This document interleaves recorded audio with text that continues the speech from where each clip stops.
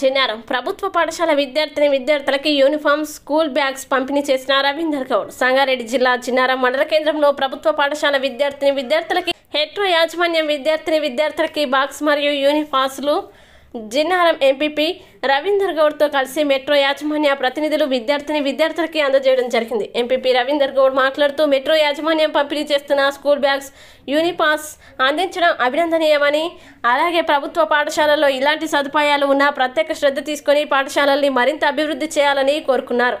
అలాగే జిన్నారం ఎంపీటీసీ లావణ్య నరేష్ గారు ఎంపీపీ సహకారంతో న్యూల్యాండ్ యాజమాన్య సంస్థ ప్రభుత్వ పాఠశాలకి ప్రొజెక్టర్ స్క్రీన్ అడిగిన వెంటనే యాజమాన్యం పంపించినందుకు జిన్నారం ఎంపీటీసీ లావణ్య నరేష్ న్యూల్యాండ్ యాజమాన్యానికి తమ కృతజ్ఞతలు తెలిపారు.